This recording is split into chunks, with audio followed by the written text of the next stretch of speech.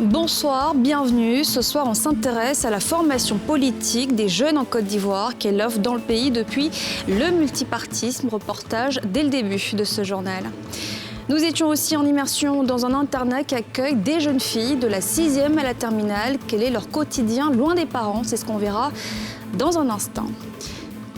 Et puis Rishi Sunak est le nouveau chef du gouvernement au Royaume-Uni. Il est le premier indo à occuper un tel poste. Son premier discours et les réactions des Anglais à suivre.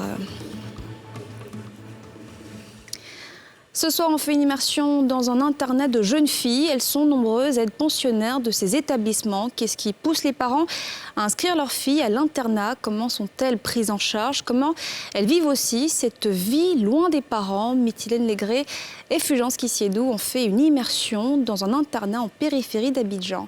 Regardez. Kari Djadou, 13 ans, vit ici dans cet internat privé de Bingerville, loin de ses parents. Pour cause, la longue distance qui sépare son établissement de son domicile. Je suis à l'internat, ça me fait 3 ans ici. Comme elle, une soixantaine de jeunes filles cohabitent ici 7 jours sur 7. Ça fait 1 an que je suis à l'internat. La cohabitation se passe très bien. Leurs après-midi libres débutent toujours par une étude surveillée avant de vaquer aux tâches ménagères, quelques heures après. Ici, il y a les répétiteurs de français anglais, maths, physique. Mais après ces 4 matières-là, il y a d'autres matières qu'elles doivent bosser. Nous les encadrons au maximum entre 1h30 et 2h, en prenant compte de leur programme. Depuis 2001, cet internat accueille les élèves de la 6e à la terminale, majoritairement issus des villes de l'intérieur. Pour une meilleure éducation, la prière est au centre de chaque activité.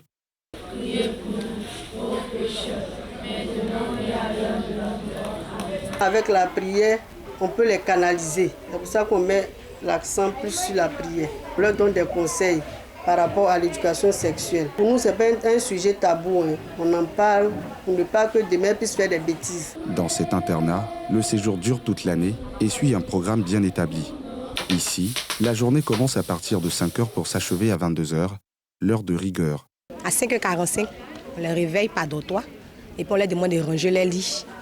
Elles rangent la chambre, elles se lavent, elles finissent de se laver, elles descendent. À partir de 7h, elles prennent le petit déjeuner. Elles partent pour l'école. Le repas du soir, c'est à 19h00. On leur explique comment se comporter pour réussir. Il faut respecter les éducatrices, il faut respecter ceux qui sont autour de vous. Il faut respecter son entourage, les personnes âgées, pour pouvoir avancer. Ces internats ont pour ambition de prôner l'excellence et de responsabiliser ces jeunes filles. Les téléphones portables sont strictement interdits et les parents sont les seuls endroits de leur rendre visite chaque fin de mois. Consulter un psychologue n'est pas dans les habitudes des Africains et des Ivoiriens en particulier. Pourtant, cette science aide les personnes à surmonter et gérer leurs problèmes mentaux. Une situation qui fait craindre, vous le verrez, aux étudiants de ces disciplines. Un chômage assuré, comme nous le montrent Mytilène Legré et Fulgence Kissiedou dans ce reportage. Depuis quelques jours, cette patiente est au bord de la dépression du fait d'un stress quasi permanent. Pour retrouver son équilibre, elle a rendez-vous avec Diane, sa psychologue.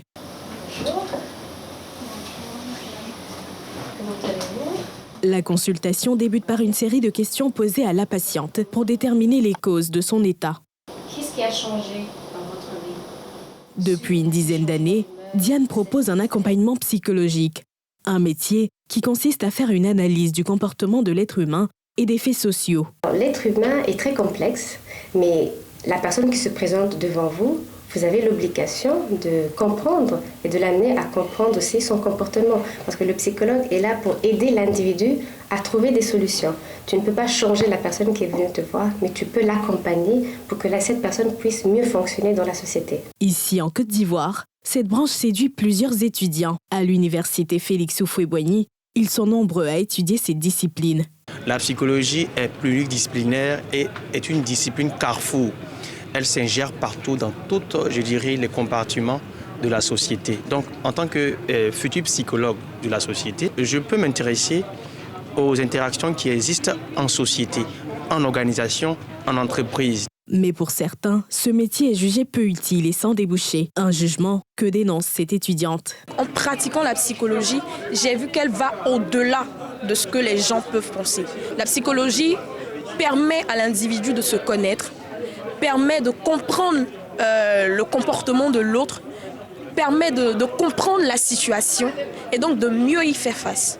En revanche, cette méconnaissance de la psychologie s'explique par un manque d'informations, selon ce docteur en psychologie. Il faudrait accorder de l'importance à tout domaine d'activité. Voilà, si c'est dit, c'est à sa place. Si on n'a pas assez d'informations dessus, ce qui serait bien, c'est de s'informer. La psychologie a sa place dans notre société. Pour ces spécialistes, la psychologie a tout le sens d'exister car elle participe au mieux-être et à l'épanouissement de l'individu dans la société. Pour l'amour du gain facile, ils arnaquaient sur Internet des personnes en quête d'amour. Deux ex-brouteurs nous livrent leurs témoignages sur leur passé d'escrocs, un passé glaçant où se mêlaient des pratiques mystiques pour arriver à leur fin. Aujourd'hui, ils regrettent cette parenthèse de leur vie et invitent tous les jeunes à tourner le dos à ce phénomène. Reportage. Après plus de 5 années passées dans le broutage, c'est avec regret que Nicaise et Joël se sont confiés. Nous avons des amis qui venaient avec de fortes sommes d'argent, 1 million, ils nous présentaient et quand on leur demandait, ils nous disaient que c'était des hommes d'affaires. C'est la raison pour laquelle je suis rentré dans le broutage. J'avais aussi des rêves que je voulais réaliser, mais il me fallait assez d'argent.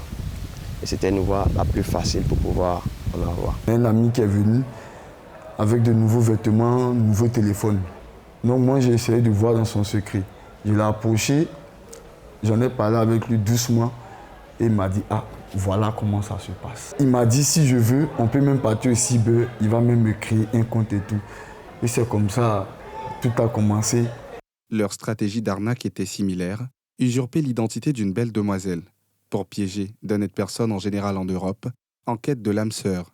On va sur un site des rencontres, on essaie de lire d'abord la base, lire d'abord les profils des pigeons, c'est-à-dire des clients.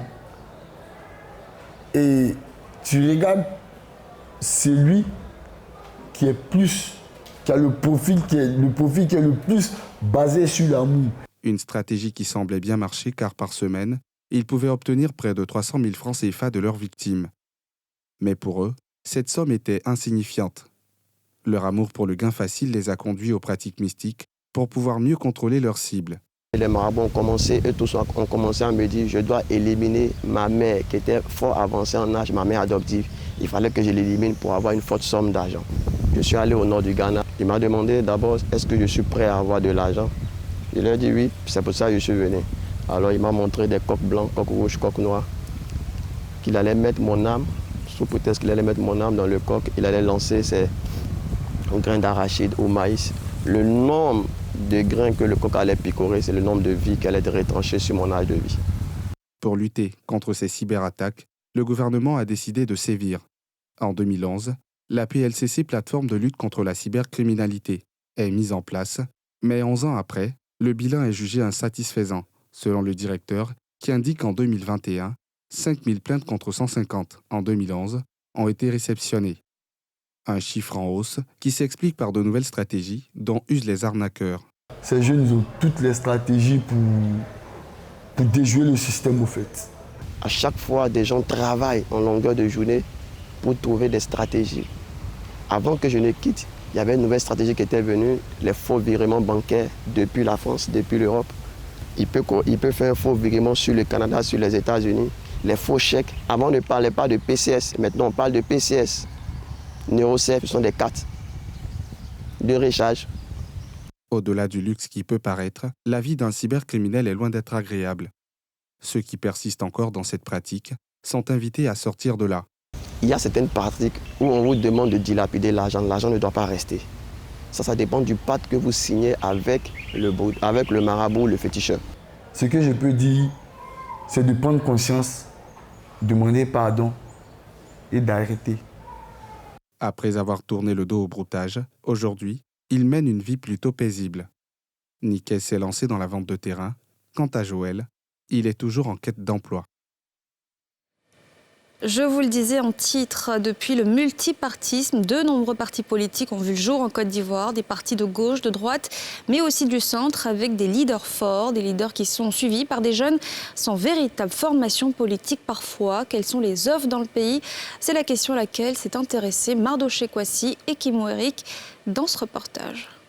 Nous sommes au siège de l'école politique du Parti des peuples africains, Côte d'Ivoire, PPACI. Cette école, née en même temps que le parti qui a fêté récemment son premier anniversaire, n'est qu'au stade de la rédaction des textes et de la validation du curricula de formation. L'idée de créer l'école politique du PPACI est née, selon les responsables, des leçons tirées de ces dernières crises sociopolitiques vécues par la Côte d'Ivoire. Nous, on a estimé qu'un militant mal formé ou bien un manque de formation est non seulement un danger pour son parti, mais aussi un danger pour la nation.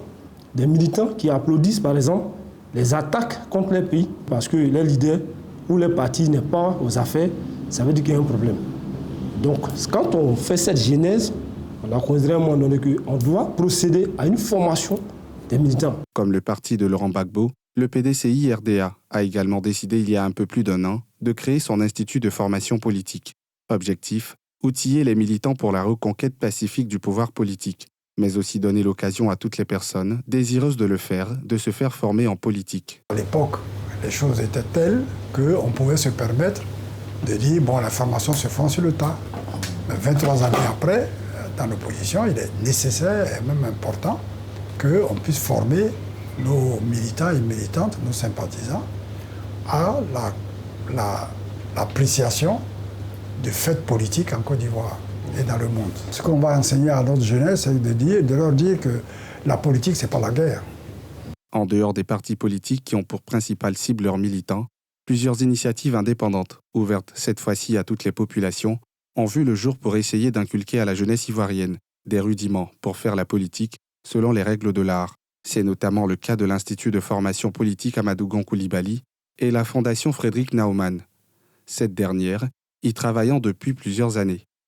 Enseigner, donner des cours de formation politique, sont donner des cours sur ce qu'il faut pour être efficace dans la gestion de ces affaires publiques. La violence a pour raison principale, la non-formation. Il faut non seulement former les citoyens de manière générale pour qu'ils aient la culture politique, qu'ils aient la culture démocratique, mais surtout former les acteurs qui gèrent, c'est-à-dire les partis politiques, il faut les former. La société civile, il faut les former sur la compréhension des enjeux politiques. C'est tout cela qui permet donc de construire un État démocratique, mais un État aussi qui permet donc d'assurer tout le développement possible. Plusieurs jeunes sortis de ces différents instituts et écoles de formation politique indépendantes sont aujourd'hui engagés ou envisagent de s'engager dans diverses branches de la politique avec une nouvelle vision. Je me suis engagée au niveau de la communauté, mais je ne savais pas que c'était de la politique que je faisais. Au sortir de cette formation, j'avoue qu'aujourd'hui, nous avons été outillés. Nous ambitionnons toujours de continuer sur cette voie, l'encadrement communautaire, le bénévolat communautaire, l'avenir nous dira pour 2023. Avec cette formation, je ne vois plus la politique comme je la voyais avant, mais je la comprends maintenant dans un autre champ, pas comme le citoyen lambda. J'ambitionne servir mon pays au mieux avec les compétences acquises et rendre à la nation ce qu'elle m'a donné. Moi, je suis même arrivée dans la société civile parce que j'avais des traumatismes par rapport à la politique. La voie que j'ai choisie, dans un premier temps, c'est d'abord l'éducation à la citoyenneté. La démocratie a besoin de démocrates. Si nous voulons avoir des démocrates, écoutez, ça ne vient pas de nulle part, c'est de l'éducation. Maintenant, nous sommes dans l'espace politique. Si les conditions sont réunies, oui, pourquoi pas briguer un poste politique. Au-delà de ces initiatives indépendantes et celles des partis politiques, il importe que la question de la formation politique et civique des populations en général et de la jeunesse en particulier soit institutionnalisée. C'est la seule alternative, selon le chef du bureau Abidjan de la Fondation Frédéric Naumann, d'inverser le plus rapidement possible la tendance en termes de culture politique de la jeunesse. Le défi pour la Côte d'Ivoire, c'est d'avoir des citoyens qui participent à la vie démocratique. Mais pour que ces citoyens participent à la vie démocratique, il faut les former, il faut les initier, il faut les accompagner. Il faut que l'ensemble du système prenne la main et continue ce travail pour que ça soit généralisé partout, pour que enfin la politique ne fasse pas peur. La formation politique de la population en général et de la jeunesse en particulier revêt un enjeu capital. Si les initiatives privées se multiplient dans ce sens, signe d'une prise de conscience de la classe politique et des acteurs de ce secteur, il importe que l'État en fasse son cheval de bataille pour accélérer le processus et changer l'image erronée et péjorative que se fait la population de la politique et de ceux qui en font. Un gâteau en forme de sac à main, de chaussures ou encore de voiture, on en voit de plus en plus. C'est même devenu un incontournable des tables d'anniversaire quand l'art s'exprime dans la pâtisserie. C'est un reportage de Mithilène Négré et Tanguy Conan. Dans sa pâtisserie, Fanta peaufine minutieusement une commande de gâteau qui lui a valu 3 jours de travail intense. Après finition, voici le résultat. Un gâteau artistique de 3 étages. Depuis 10 ans, Fanta est styliste de la pâtisserie. Son objectif, offrir aux clients des gâteaux hors du commun. Une paire de chaussures, basket, ça c'est un avocat. Je tire mon inspiration généralement de la demande du client. J'ai décidé d'associer l'art à la pâtisserie parce que je me dis qu'on dévore d'abord avec les yeux. Donc c'est bien d'avoir quelque chose de beau qui donne envie et comme ça on a hâte de couper le gâteau. Les clients sont attirés et émerveillés par l'architecture et la sculpture de ces gâteaux. Bonjour. Ce qui me séduit, c'est l'originalité, d'avoir des gâteaux qui sont hors du commun. Quand on le voit, on n'a pas envie de couper le gâteau, mais il faut bien faire pour manger, donc on n'a pas trop le choix, effectivement. À Abidjan, ces gâteaux sont presque devenus une tendance. Laura en fait son métier depuis une décennie. Vous avez un gâteau qui est appelé en général naked cake, donc c'est à base de crème. Pour obtenir ces différents modèles, les recettes sont les mêmes, mais l'ingrédient qui fait toute la différence, c'est la pâte à sucre. Mais pour réussir à la modeler et à la façonner, il faut obligatoirement se faire former. En formation, on vous donne les bases, les techniques qui sont très complexes par rapport à certains modèles de gâteaux. Et si vous n'avez pas ces bases-là, vous pouvez essayer de le faire en autodidacte. C'est un métier d'art, donc c'est vrai qu'il y a beaucoup de freestyle, si je peux dire, mais il y a des côtés très techniques derrière et les formations nous aident à apprendre tout ça. De plus en plus, les pâtissiers rivalisent d'ingéniosité pour émerveiller et ravir les papilles des Ivoiriens. À l'étranger, au Royaume-Uni, Rishi Sunak est le nouveau Premier ministre britannique. Il est le premier hindou à occuper un tel poste dans l'histoire du pays. Conservateur, il a fait fortune dans la finance. Vous entendrez son premier discours et les avis des Londoniens sur le nouveau chef du gouvernement, Pierre Dipomélin. L'éphémère page de Liz Truss n'aura duré que 44 jours à la tête de la Grande-Bretagne. Rishi Sunak est le nouveau Premier ministre après le renoncement de Boris Johnson. Après avoir reçu l'onction du roi Charles III, Rishi Sunak, lors de son premier discours à Downing Street, a donné une ébauche de ses priorités, annonçant des décisions difficiles. Je placerai la stabilité et la confiance économique au cœur du programme de ce gouvernement. Cela signifie que des décisions difficiles seront prises. Il va avoir une boîte aux lettres très remplie, beaucoup de choses à régler. L'économie est la chose principale. Je pense qu'il a un travail très difficile. Il a 2 ans pour redresser la situation et je ne pense pas qu'il peut y arriver. Je pense qu'il a mis un peu le bazar dans l'économie. Il dirait sans doute tout le contraire, mais je ne pense pas que le fait d'avoir un passé dans la finance ait le moindre impact. Je pense qu'en tant que ministre des Finances pendant la pandémie, il a très bien travaillé avec Boris Johnson. Et maintenant, il va devenir le Premier ministre. C'est ce qui est la prochaine étape. Et nous sommes convaincus qu'il va réussir.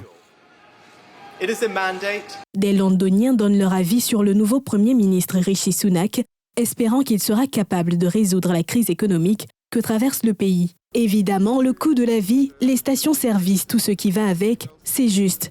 Le pays tout entier est en pagaille en ce moment. Il doit faire la différence. S'il ne le fait pas, il y aura des émeutes. Je pense qu'il va devoir être fort.